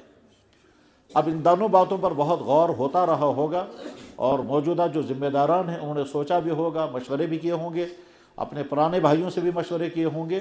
تو کچھ لوگوں نے رائے دی کہ اس مسجد کو نئے سرے سے تعمیر کیا جائے توسیع کے ساتھ، لیکن نئے سرے سے تعمیر کرنا کوئی آسان چیز نہیں ہے، بہت مشکل ہے، اور طرح طرح کی مشکلات اس میں ہو سکتی ہیں۔ یعنی اس میں سب سے پہلے تو سوال یہی آئے گا کہ جب مسجد کی نئی توسیع تعمیر کریں گے تو میرے مسجد کو شہید کرنا ہے، اور جب شہید کریں گے تو نمازیں کہاں ہوں گی؟ اس کے بعد پھر کیا اتنا سرمایہ کہیں ہوگا یا نہیں جس سے نئی مسجد تعمیر ہو جائے؟ اور اس کے بعد پھر ہو سکتا ہے کچھ قانونی اڑچنیں بھی کھڑی ہو سکتی ہیں۔ ہم جن حالات میں ہیں، جس صورتحال میں ہیں، وہ ہم سب کے سامنے ہیں۔ تو دراصل ہے کہ طرح طرح کی مسائل آ سکتے ہیں، اگرچہ سب سے بہتر یہ تھا کہ مسجد کی تجدید ہوتی، مگر اس میں رائے دینے والوں نے الگ الگ انداز سے رائے دینے کے بعد پھر زیادہ بہتر رائے یہی سامنے آئی کہ مسجد کی تعمیر جدید کے بجائے مسجد کی توسیع کی جائے۔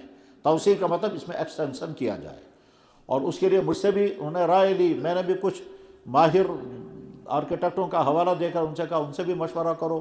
پھر کوئی صاحب یہاں آئے بھی تھے، انہوں نے یہاں اچھی طرح سے اس کا مسجد کا معائنہ کیا، پھر مجھ سے بھی مشورہ کیا، مجھ سے بھی رائے لی، میں نے بھی اپنی رائے دی، انہوں نے بھی بہت غور و خوض کے بعد پھر کہا بہتر یہ ہے کہ اس مسجد کی تعمیر جدید کے بجائے، یعنی پہلے اس کو شہید کر دیں پھر دوبارہ تعمیر کریں۔ اس میں کئی نقصانات ہوں گے۔ اس میں بڑا نقصان یہ بھی ہوگا کہ پچھلے بزرگوں نے اور پچھلے بھائیوں نے جو تعمیرات کی ہیں، جب یہ شہید ہو جائے گی تو ان کا ثواب رک سکتا ہے، کیونکہ وہ ساری محنت ختم ہو گئی، اب تو نئی تعمیر شروع ہو جائے گی۔ اس لیے عوام میں تو نہیں، ہماری فتوے کی دنیا میں بہت مشکل سے مسجد کو شہید کرنے کی اجازت ملتی ہے، مطلب بہت ہی زور لگانے پڑتے ہیں تب مسجد کو شہید کرنے کی اجازت ملتی، ورنہ نہیں ملتی اجازت۔ اس کے بے شمار واقعات ہیں کہ نہیں صاحب اگر یہ گرنے کے قریب جب ہوگی اور انسیف ہو جائیں گے تب چھت ہٹائیے، کیونکہ پچھلی تعمیر شدہ مسجد دراصل پچھلے تمام لوگوں کے لیے صدقہ جاریہ ہوتی ہے۔ بہرحال اس غور و خوض کے بعد پھر وہ جو آرکیٹیکٹ ہے انہوں نے نقشہ بنا کر کے دے دیا کہ اس میں نئی تعمیر کرنے کے بجائے بہتر ہے اس میں توسیع کی جائے، اور توسیع کا انہوں نے ایک خاکہ ان کو بنا کر کے دیا ہے۔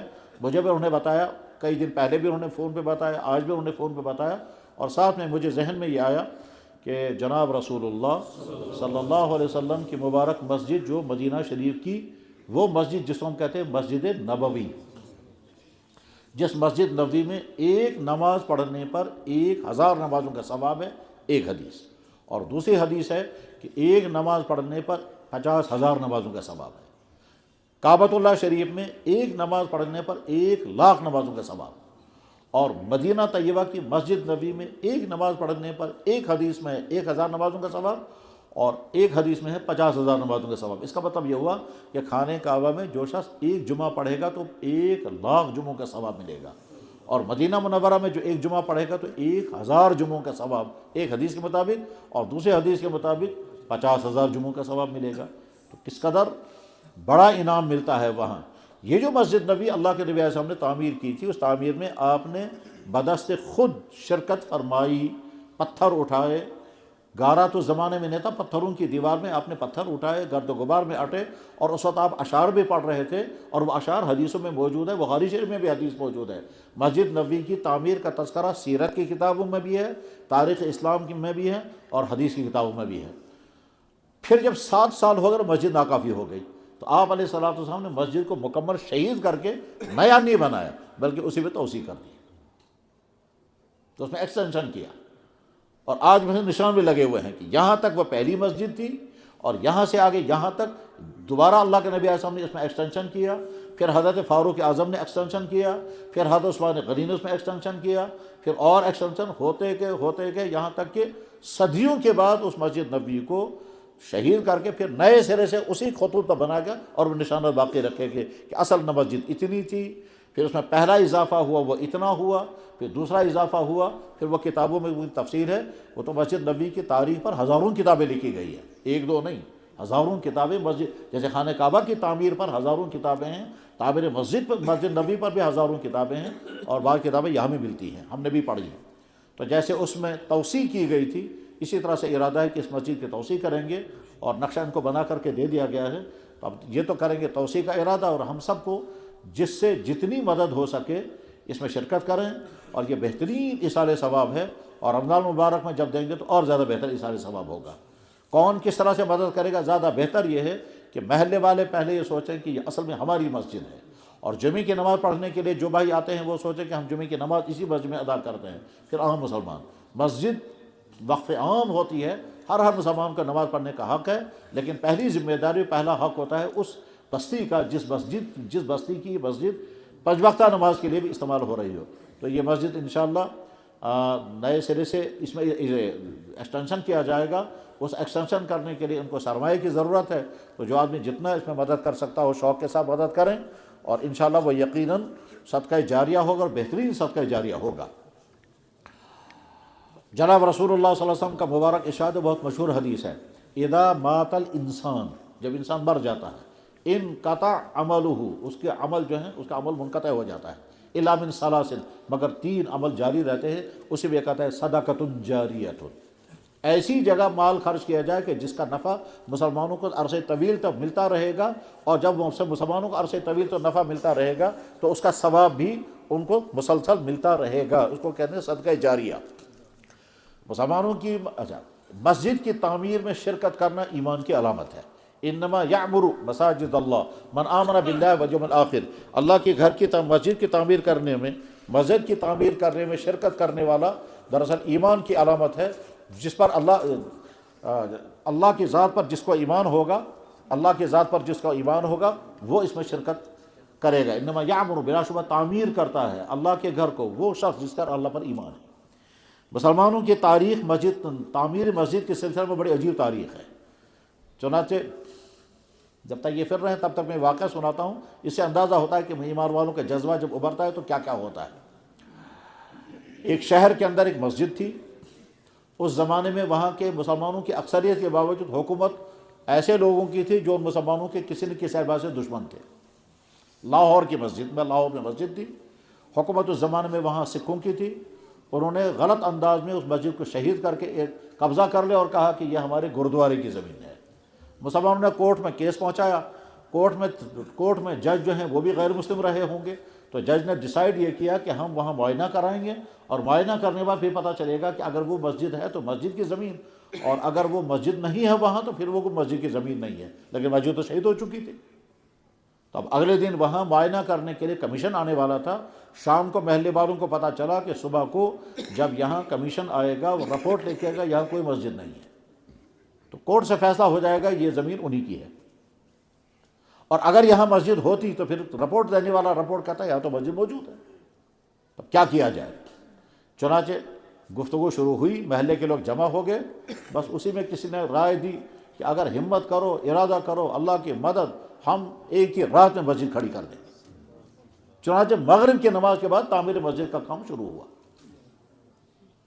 اینٹیں بھی لائی جا رہی ہیں، پتھر بھی لائے جا رہے ہیں، مستری بھی کام کر رہے ہیں، مرد بھی ہیں، عورتیں بھی کچھ ہیں، بچے بھی ہیں، سارے کام کر رہے ہیں، یہاں تک کہ فجر کی اذان کے بعد مسجد کھڑی تھی۔ فجر کی نماز اسی مسجد میں ہو گئی، اور اگلے دن جب کمیشن آیا تو اس نے کہا کہ صاحب یہاں تو مسجد موجود ہے، چنانچہ وہ مسجد آج بھی لاہور میں موجود ہے۔ اب جب علامہ اقبال نے سنا کہ ایک ہی رات میں مسجد بنا دی تو انہوں نے کہا میں بھی دیکھوں گا کہاں ہے یہ مسجد۔ تو جب علامہ اقبال مسجد دیکھنے کے لیے آئے تو وہاں نماز پڑھنے والا تھا ہی نہیں کوئی، تو اس وقت علامہ اقبال کا وہ مشہور شعر ہے، مسجد تو بنا دی شب بھر میں ایمان کی حرارت والوں نے، ایک ہی رات میں مسجد بنا دی جب ایمان کا جذبہ آ گیا۔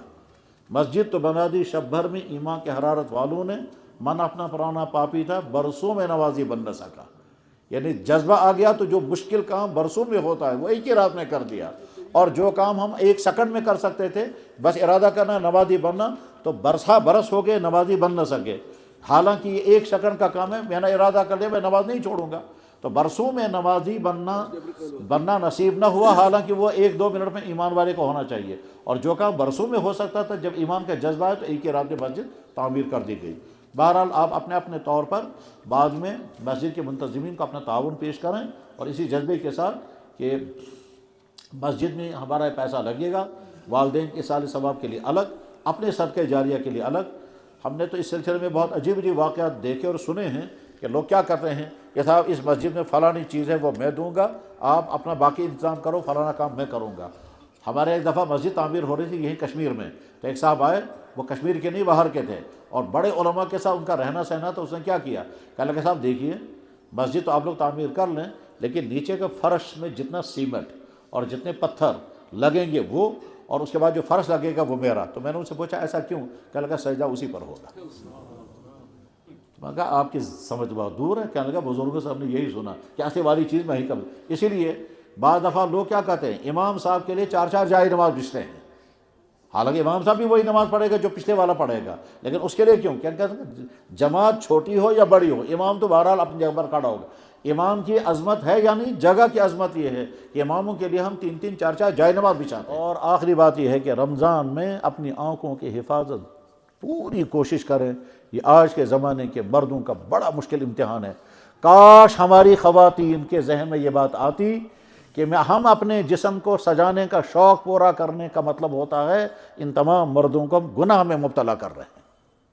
اگر ان کی سمجھ میں یہ بات آئے کہ شاید ہمیں اپنے سجانے کا شوق پورا اس طرح نہیں کرنا ہے کہ ان مردوں کو گناہ میں مبتلا کرے، طے بات ہے اللہ کے نبی نے جس چیز کو حرام کیا وہ حرام ہے۔ تو ہماری مائیں، ہماری بہنیں، ہماری بیٹیاں پرکشش لباس پہن کر کے، میک اپ کر کے، نئے ڈیزائن کے کپڑے پہن کر اور سکن ٹائٹ پہن کر کے، بلکہ عورتیں بھی پینٹیں اور پتلونیں پہن کر کے پھر رہی ہیں۔ یہ کس چیز کو دعوت دے رہی ہیں سوائے اس کے کہ تم گنہگار بنتے رہو اور تم ہمیں دیکھتے رہو، ہمیں اس کی پرواہ نہیں، ہمیں اپنا شوق پورا کرنا ہے۔ چنانچہ ایک خاتون، مجھے یاد میں نے پڑھا تھا، ایک خاتون جس نے اسلام قبول کیا، اسلام قبول کرنے کے بعد پھر اس کے شوہر نسلی مسلمان تھے، اس نے اسلام قبول کیا، اسلام قبول کرنے کے بعد اس نے پردہ کرنا شروع کیا۔ شوہر نے کہا پردہ ضروری نہیں ہے، بیوی نے کہا میں مسلمان نہیں تھی، میں نے اسلام کو سوچ سمجھ کر کے قبول کیا ہے، مجھے ہر چیز کو فالو کرنا ہے۔ شوہر کہتا مگر میرا تو حکم ہے پردہ مت کرو۔ تو اس نے کہا ٹھیک ہے، میں دیکھوں کہ میرا اللہ مجھے کیا کہتا ہے، ایک طرف سے میرا اللہ، ایک طرف سے میرا ہسبینڈ ہے، مجھے ہسبینڈ کی بات ماننی ہے، اللہ کی بات ماننی ہے۔ وہ لاجواب ہو گیا۔ اس کے بعد اس شوہر نے لکھا، یہ وہ رائٹر تھے، آرٹیکل لکھا کرتے تھے، انہوں نے لکھا کہ میرا نکاح فلاں جگہ یورپ میں، ایک مسلمان ملک کا ایک مسلمان رائٹر، اس نے یورپ میں ایک خاتون کے ساتھ نکاح کیا، خاتون نے اسلام قبول کیا۔ اسلام قبول کرنے کے بعد اب اس نے جب پردہ شروع کیا تو شوہر کا ذہن ابھی ویسا تھا نہیں، انہوں نے کہا پردہ ضروری نہیں۔ بیوی نے کہا میں ایک طرف سے میرا اللہ، ایک طرف سے میرا شوہر ہے، مجھے اللہ کی بات ماننی ہے۔ پھر اس رائٹر نے لکھا، کہنے لگے اسی عورت نے مجھے ایک بات سمجھائی تو میں بہت قائل ہو گیا۔ کہتا ہے یہ بیوی مجھے ایک دن کہتی ہے کہ دراصل ہم پردہ کر کے آپ مردوں کو گناہ سے بچا رہے ہیں۔ کہنے لگا میں سوچنے لگا یہ تو صحیح کہہ رہی ہے، اور اگر میں پردہ نہیں کروں گے تو اس کے مطلب یہ ہے کہ میں آپ کو تو خوش کر رہی ہوں لیکن باقی تمام مردوں کو میں گناہ میں ڈال رہی ہوں۔ میں پردہ کر کے گویا مردوں کو گناہ سے بچا رہی ہوں، اور اگر آپ کے سامنے پردہ والی عورت آئے گی اس نے آپ کو گناہ سے بچا لیا، اور اگر آپ کے سامنے پردے والی عورت نہیں ہے تو اس کا مطلب وہ بے پردہ ہو کر آپ کو گناہ میں مبتلا کر رہی ہے، کیونکہ آپ کب تک نظر نیچے رکھو گے، رکھ نہیں سکو گے۔ تو کاش ہماری عورتوں کو یہ بات سمجھ میں آ جائے، مگر لگتا ہے سمجھ، کیونکہ قرب قیامت ہے اور اللہ کے نبی نے فرمایا تھا عورتیں سرکش ہو جائیں گی۔ تو یہ مردوں کا مشکل امتحان ہے، اور اپنے آپ کو اس امتحان میں کیسے پاس کرنا ہے، اپنے آپ کو سمجھانا ہے کہ اب تک ہزاروں مرتبہ اگر تم نے ہر قسم کے خواتین کو دیکھا ہوگا، ہاتھ میں کچھ نہیں آتا، حاصلات کچھ نہیں، بلکہ کبھی کبھی اپنے آپ کو سمجھانے کے لیے میں عرض کر رہا ہوں کہ اپنے آپ کو کہنا ہے کہ تم کنٹرول نہیں کر پا رہے ہو، بہت اچھا، تمہیں دیکھنے کا شوق ہے، جی بہت اچھا ہے، میں دکھاتا ہوں آپ کو، میں آپ کو کھڑا کرتا ہوں وہاں جہاں زیادہ خواتین گزر رہی ہوں گی، اور زیادہ میک اپ کر کے گزر رہی ہوں گی، اور ہر عمر کی گزر رہی ہوں گی۔ 1 گھنٹے تک نہیں، 5 گھنٹے تک دیکھتے رہو اور فل دیکھتے رہو، اور جب وہاں سے ختم ہو جائے گا پھر مجھے رزلٹ بتانا آپ کو ملا کیا۔ جب آپ مجھے رزلٹ بتائیں گے تو میں آپ کو کہوں گا روزانہ دیکھو، کیونکہ کچھ نہ کچھ تو مل گیا، اور اگر ملے گا کچھ نہیں تو بس پھر آئندہ مجھ سے مت کہنا کہ میں دیکھوں گا۔ یعنی اپنا ایمان اور اپنا انسان، ان دونوں کا الگ مقابلے میں رکھے، میں اپنے آپ سے پوچھوں گا کہ تمہیں نہ خواتین کو دیکھنے کا شوق ہے، اپنے نفس سے پوچھوں گا تمہیں جی چاہتا ہے تو چلو میں کھڑا کرتا ہوں وہاں پر، اور جتنی دیر آپ چاہو گے اتنی دیر کھڑا رکھوں گا، مگر بعد میں مجھے فائدہ بتانا، اور فائدہ مجھے بتا دینا، اگر فائدہ ہوا کچھ ٹھیک، تو 3-4 گھنٹے کے بعد جب آپ نے بتاؤ جی فائدہ کیا ہوا، تو اندر آئے گا کچھ نہیں۔ پھر اسے پوچھنا اچھا نقصان کیا ہوا، وہ کہے گا کچھ بھی نقصان نہیں ہوا، تو جواب میں کہنا نقصان کیا ہوا، نمبر 1 میرے دل میں کالے داغ پڑ گئے، نمبر 2 اللہ مجھ سے ناراض ہو چکے ہیں، نمبر 4 اللہ بار بار کہتے رہے تو ان کو دیکھ رہا ہے میں تجھے دیکھ رہا ہوں، مجھے طاقت ہے تیری آنکھوں کی لائٹ چھین لوں گا۔ اور اللہ نے نہیں کیا، اور اس کے بعد پھر مجھے نقصان خطرہ یہ ہے کہ قیامت کے دن ہو سکتا ہے اللہ تعالیٰ فرمائیں گے سلائی گرم کر کے تیری آنکھوں میں لگاؤں گا، پھر کیا کرے گا تو برداشت کرے گا یا نہیں؟ یہ اور اس طرح کی کوششیں کر کے اپنے آپ کو بچانا ہے، اور یہ امتحان سب کے لیے ہے، یہ بوڑھے کے لیے بھی ہے، یہ جوان کے لیے بھی ہے، یہ داڑھی والے کے لیے بھی ہے، یہ بغیر داڑھی والے کے لیے بھی ہے، یہ قمیض ازار والے کے لیے بھی ہے، اور پتلون شرٹ والے کے لیے بھی ہے۔ یہ سب کے لیے امتحان ہے اور مشکل امتحان ہے، اور اللہ کے نبی نے اس کی پیشن گوئی فرمائی تھی ایسا ہوگا۔ اس وقت جو بچا کر کے دکھائے گا اس کو بہت انعام ہوگا۔ بس آخری بات، اسی شہر سے ایک میگزین نکلتی ہے، آج کل نہیں مجھے معلوم وہ نکلتی ہے یا نہیں، وہ میگزین کے بہت سارے شمارے میرے پاس ہیں، اس میں ایک شمارے میں لکھا ہوا ہے، اس میں ان کا ایک کالم ہوتا تھا میں نے اسلام کیوں قبول کیا۔ تو اکثر اس میں لکھتا رہتے تھے وہ میں نے اسلام قبول کیوں کیا۔ اس میں ایک آدمی اپنا واقعہ لکھ رہا ہے، اس سے پوچھا گیا آپ مسلمان کیوں بنے؟ اس نے کہا رمضان کی وجہ سے۔ یہ آدمی ڈاکٹر ہے، ایک ہاسپٹل کا مالک ہے، آج زندہ ہے یا نہیں مجھے نہیں معلوم، میں نے اس کو کبھی دیکھا نہیں۔ شہر کا نام مجھے معلوم ہے، ساؤتھ انڈیا کا ایک شہر ہے، اس شہر کا ایک بڑا ڈاکٹر ہے، اپنا ہاسپٹل ہے اس کا۔ اس سے جب پوچھا گیا کہ آج آپ جس مسلمان نام سے ہیں اس سے پہلے کچھ اور تھے، آپ مسلمان کیوں بنے؟ اس نے کہا رمضان کی وجہ سے۔ اب پوچھنے والے نے پوچھا کیا رمضان کی وجہ سے کیسے؟ اس نے کہا میرے پاس پیشنٹ آتے تھے تو میں کبھی اس کے بعد بھیجتا تھا، تو کچھ پیشنٹوں کو میں خود بھی دیکھتا تھا، غالباً وہ جنرل فزیشین رہا ہے تو میں خود بھی دیکھتا تھا کچھ پیشنٹوں کو، اور کچھ پیشنٹوں کو میں دوسرے ڈاکٹر کے پاس بھیجتا تھا، ہارٹ والے کو وہاں بھیجا، کڈنی والے کو وہاں بھیجا، تو کچھ کو میں خود ہی چیک اپ کرتا تھا، ٹریٹمنٹ کرتا تھا۔ کہنے لگا ایک وقت ایسا آ گیا کہ میں پیشنٹ کو کہتا تھا یہ دوائی آپ فلاں ٹائم کھائیں گے، یہ دوائی فلاں ٹائم کرتے ہیں، وہ کہتے تھے نہیں صاحب ہمارا رمضان شروع ہو گیا، ہم دن میں نہیں کھا سکتے۔ میں اس سے پوچھتا تھا یہ رمضان کیا چیز ہے؟ وہ کہتے تھے کہ یہ رمضان میں ہم کو کھانا پینا بند ہے۔ میں ان سے کہتا تھا کھانا پینا بند، پانی بھی نہیں پی سکتے؟ انہوں نے کہا نہیں پانی بھی نہیں پی سکتے۔ میں اس سے کہتا تھا پانی 12 گھنٹے تم نہیں پیو گے مر جاؤ گے، 12 گھنٹے پانی نہیں پیو گے مر جاؤ گے، ٹھیک؟ وہ کہتا تھا یہ آج تک تو کوئی نہیں مرا، اس لیے ہم نہیں پی سکتے، ہم دوائی نہیں کھا سکتے۔ کہنا کہ مجھے بار بار میں دیکھتا تھا کہ مسلمان پیشنٹ آتے ہیں، میں ان کو کہتا ہوں اس طرح سے کھاؤ دوائی کھاؤ، وہ کہتے ہیں نہیں ہم صبح شام دوائی کھائیں گے، دن میں نہیں کھائیں گے۔ کہنے لگا مجھے دلچسپی ہے، میں سمجھوں گا یہ رمضان کیا ہے۔ ادھر سے میں ڈاکٹر میں جانتا تھا ڈائٹنگ کے فائدے کیا ہے، لیکن پھر بھی میں سسٹم سمجھنا چاہتا تھا۔ ایک دن کوئی مولانا صاحب آ گئے تو میں نے ان سے پوچھا مولانا صاحب آپ مولوی ہو؟ انہوں نے کہا جی ہاں۔ تو آپ تو اپنی مذہب کے سکالر ہوں گے؟ اس نے کہا تھوڑا سا۔ کہا مجھے سمجھاؤ یہ رمضان کیا چیز ہے؟ کہا تھا ایک مہینہ ہے جس مہینے میں ہمارا اللہ ہم سے یہ کہتا ہے کہ آپ کھانا نہیں کھائیں گے صبح فلاں ٹائم سے لے کر فلاں ٹائم تک۔